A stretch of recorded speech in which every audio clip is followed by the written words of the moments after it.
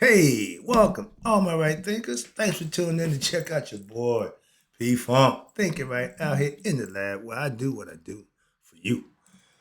Today, nice lesson for you. Let's get started. So, rightisms, 25 rules to live by. Storytelling, story with a message. There's a message in the story for life. I give life lessons. You tuning in and receiving them. I appreciate you. We got a good thing going. Let's do what we do. Right Thinker's mission, and that's what I'm on, is to enlighten, inspire, educate, and motivate you, the individual, to a higher spiritual level of enlightenment. Right Thinker's way of life through mental and spiritual discipline, practice daily, will help and guide you to obtain your goal of spiritual enlightenment, aka know thyself. My mission is that all right thinkers know thyself. If you're a right thinker, your goal is to know thyself. See where we're going with this? So I asked the question, do you know you? It's rhetorical. If you don't have the answer for yourself, tune in. I can help you with that. That's what I do for you. A person who knows not that they know not, is foolish. Disregard them. A person who knows not and knows that they know not is simple, but you can teach them. That's why I do what I do for you. Appreciate you too. Stay tuned. I got more for you. A person who knows not and believe and think that they know is dangerous, avoid them. I do. A person who knows and knows not that they know is spiritually asleep. I can awaken them. I'm the spiritual alarm clock here to wake you up with knowledge of self. A person who knows and knows that they know is wise. Follow them. All these persons reside in you. Right thinkers, know thyself. And to my eye, be true. We in chapter, I done jumped over a few chapters. I call stuff that I went over already, so I call it the fluff. So I'm moving on to this, the teachings for reflection and meditation. And what the outcome of that is, you becoming your best self through this. I got 19, I think 20, maybe 19 things that are my 25 rules to live by. That these are things that you take total control of. You're responsible for. Okay, let's go. It starts out, the title, it says, right thinkers, let's talk about the essential elements of a spiritually disciplined right thinker. In order for you to be considered or a right thinker, there's some rules you need to understand and live by that will make you just that. So let's talk about mastery of self is the goal for all right thinkers, self-mastery. But it don't consist not in abnormal dreams. Oh, I had dreams. Or visions. I'm a visionary. I can see the no, no, no, and fantastic images, big, lavish ideas in life. But it's using your what? Your knowledge, aka your higher forces, against your lower forces, escaping what they call the pains of what? Lower, and vibrating on the higher. Meaning, if you self-serving your physical body, which is the lower, if all you want is physical pleasures, worldly things, that's not a good thing. We've been talking about that since forever. It's the mental aspect that makes you a master of oneself. And these are things that will help you do just that. Let's go. Number one, first one, be virtuous at any cost. I say do the right thing all the time. Same concept. I may say it different or word it different, but it's the same philosophy. You need to be what? Your best self. I tell you, integrity is doing what's right when nobody's watching. We all do some personal things because nobody sees it. If it's wrong, you're still wrong because nobody, you see it. Remember that eye witness all, the heart sees all, and your intentions is what it's going to be judged by at judgment day for you. So if your intentions are bad, you're going to have issues. But the whole point about being virtuous is doing the right thing at all costs. That's what it's telling you, okay? And virtue is the what? The road to immortality. It's the quality that you must have, okay? Number two, physical exercise. I just come from the gym. It's like the six now, but I've been home from the gym for a while. I done drunk my tea, did my morning thing, and the sun is about to come up. I do what I do before the sunrise. That's just me. That's my physical exercise. The body is your temple. Understand that. For what? The spirit. I mean, I just gave a lesson about the body is the prison or the temple. Your choice. Okay, it can be you can be a slave to it, or you can treat it with respect and reverence and benefit from it. I choose to keep my body in shape, physically and mentally. Keep it healthy. Why? Through moderate.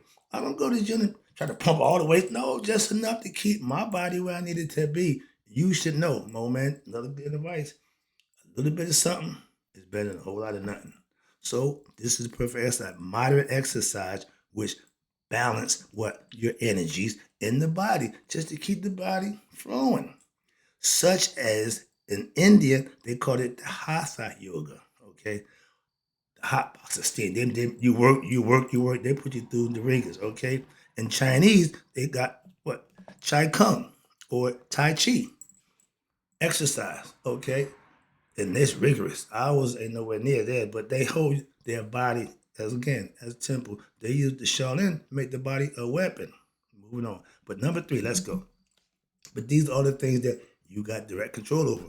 Your virtues, actions, your physical actions. Number three, breathing. Google proper breathing or Google yoga breathing, and they'll tell you there are different forms for different styles of breathing. Not just inhale and exhale. That's Yahweh. In case you didn't know Yahweh. That's the God that knows. That's Yahweh. It means inhale and exhale in the breath. Okay, moving on.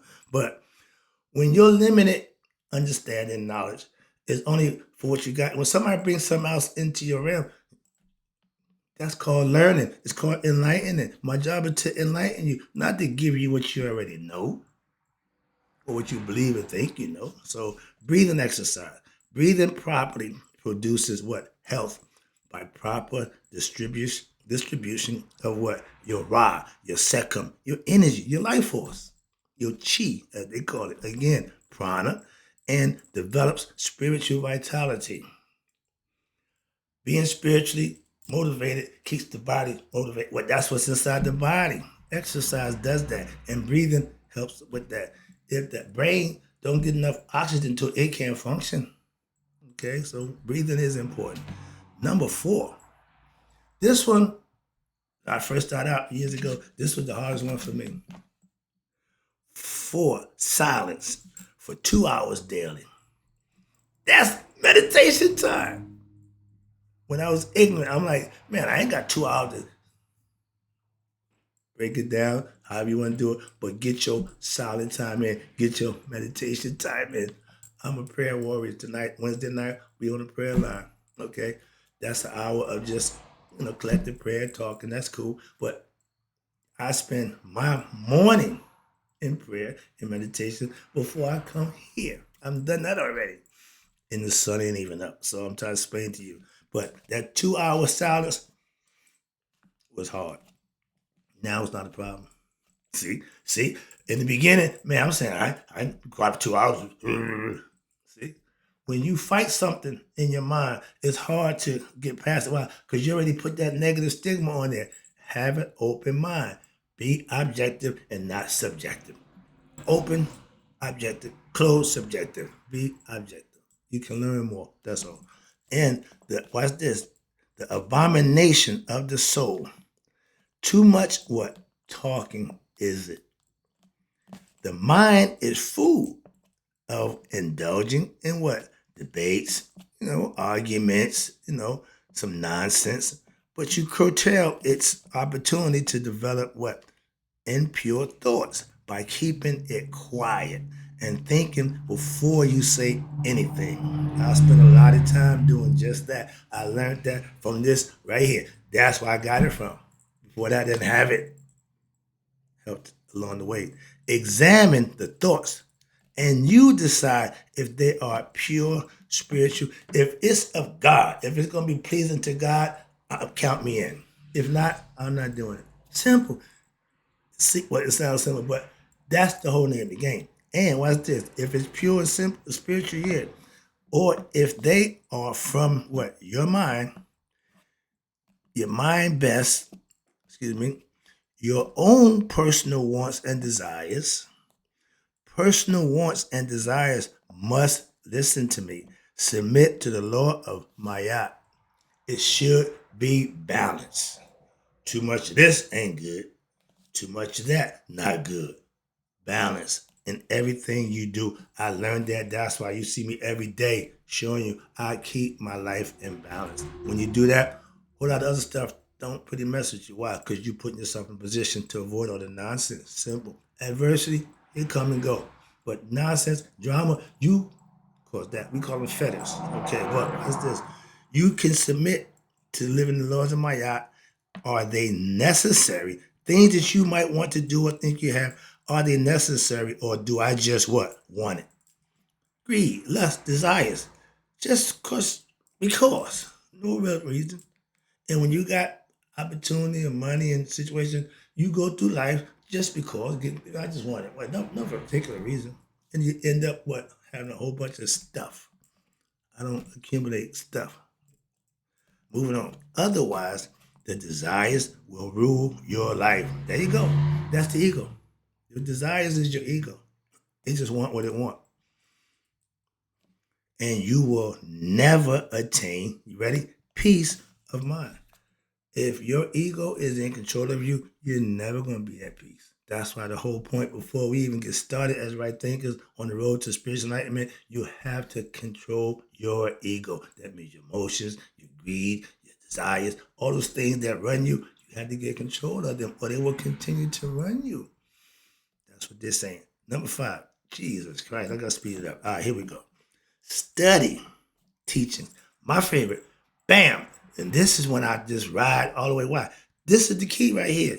Some people, when I was teaching, they'll come to class and be involved. Yeah. After class, don't think no more about it until what? Next week. Come back to class. Study what on your own. That way you come prepared. You come with some kind of understanding. And studying the teachings on your own time and take the time, again, in silence or even in a group study, fine, setting, to what? Think about your study and the things that you're learning. Think about it, get to understand it, put it in perspective, compartmentalize it, comprehend it, okay? And then what? Manifest it.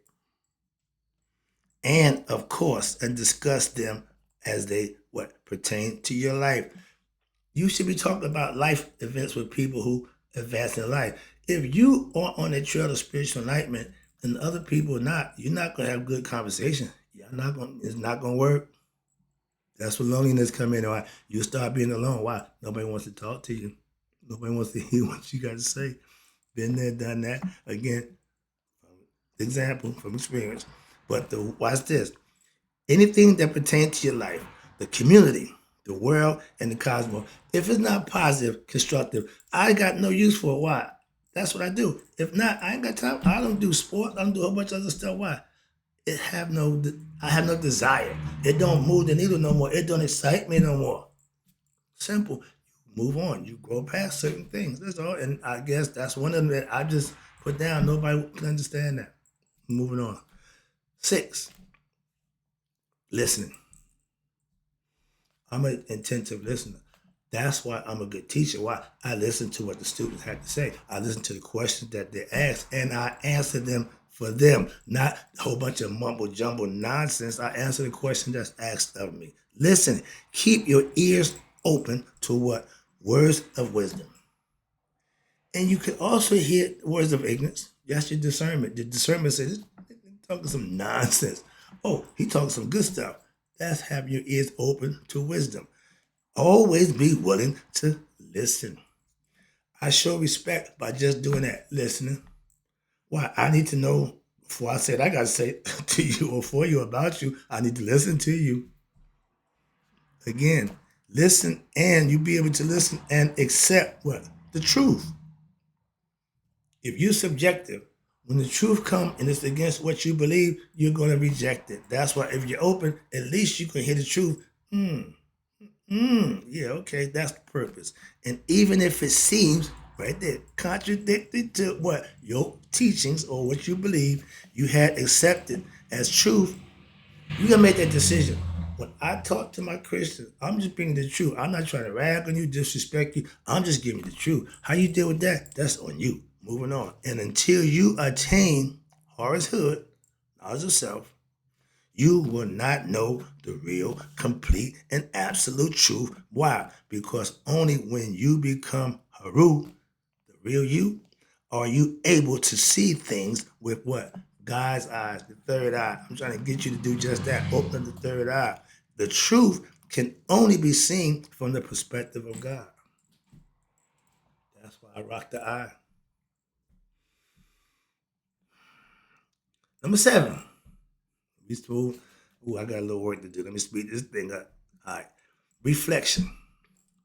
That's part of learning. You listen. You reflect on what you hear. You reflect on what you read. You reflect on what you're learning. You reflect on what's going on around you. And then, after reflecting, let's talk about the definition. Reflecting, think about the teachings every time you read or hear them. It sometimes takes a while for them to what? To be fully understood. And that's okay and accepted by your mind. But if that's what you want, that's what's gonna happen. You'll make it happen. If that's not what you want, it won't happen. If you're a subjective person, my workings, my philosophy won't work for you. Why? Because it's gonna contradict what you think you believe will already have. So it won't work for you. Trust me. But when you reflect on the teachings, now you gotta make a decision. Moving on. Number 8, my favorite, another one, meditation. These are the rules that started governing my life, that changed my life. So I'm just bringing it down, showing you these are things that you can implement in your daily life, and trust me, you will be rewarded with a difference. Meditating daily. When you are able to stay still, there you go, not just still, in a quiet room or other location, begin to practice of what? Meditating, even 5 minutes a day, and you build up to longer periods as you go. I started meditating over 10 years ago with that little funky 5 minutes. 5 minutes. I'm so far past 5 minutes. 5 minutes. I ain't even got started in 5 minutes now. So it's a beautiful thing once you know how to meditate. It's like taking a carpet ride in your own mind. And you just can go. It's a beautiful thing. Practice, learn how to meditate. Well, I don't know how to meditate. Find somebody, learn. It's all the basics. After that, it's on you. Moving on. So, but it's the best thing you can do for yourself. Why? Everything you need is already in you. Meditation teaches you how to go and get it. It's called communion with your higher self. I do it every day. Moving on. Next one, another one of my favorites. Oh, all these are your favorites. No, all these are the ones I had to master and learn. And so I'm close to all of them. It's personal with me. Watch this. Right action. I love this one. Perform selfless service. Ding, ding, ding, ding, ding. Right now. I'm doing that right now. Okay? I do what I do for you. And my way of doing that is give you information and knowledge that you can use. Okay? So perform selfless service when at least once a day. I give you a few, but one's good. I just give a little extra. All right, that's me. But expecting no reward. When I give, I don't need nothing back from you. I don't expect nothing back from you. Why? Because I'm giving it to you. You do what you want with it. I get my blessings from the people who I serve, my God. So I'm blessed for what? Giving it to put it out there. My blessings come from that. How many views I get? Okay, no matter my choice. I mean, tune in. That ain't got nothing to do with me. My content, I control that. That's what I do for you. Moving on. So that's important to me. And that's right action. You are doing, what are you doing it for God? What you doing for the money? For God. How much for God? Man, you crazy. Okay. Always keep in mind what?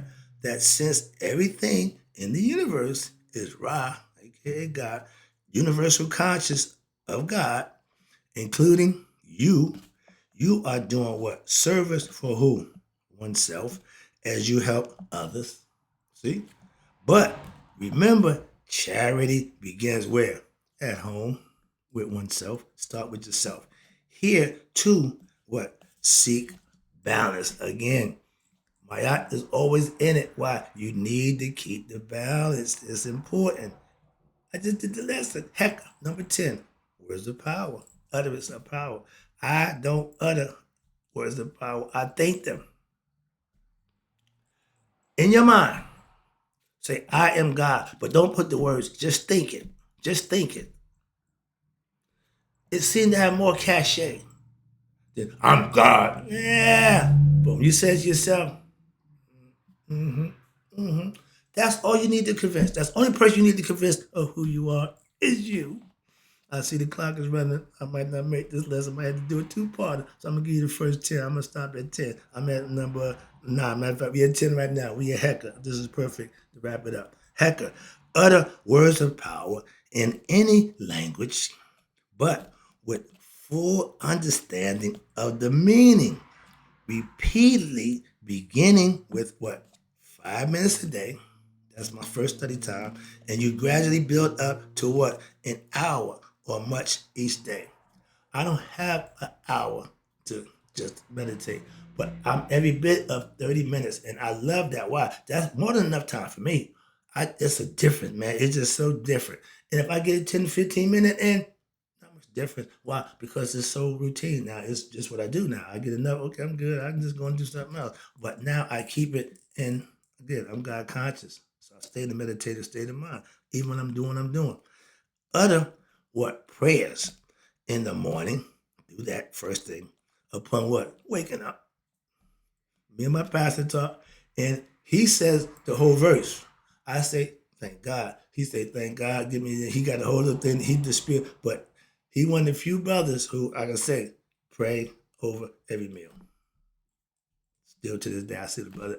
He don't eat before he pray. He prayed every time before he eat. Excuse me. He's not going to eat without praying over the food. Okay, that's dedication. That's being serious to what? Your cause. He ain't trying to showboat. He ain't doing it for the fanfare. He doing it for, again, himself. You pray in the morning, you wake up.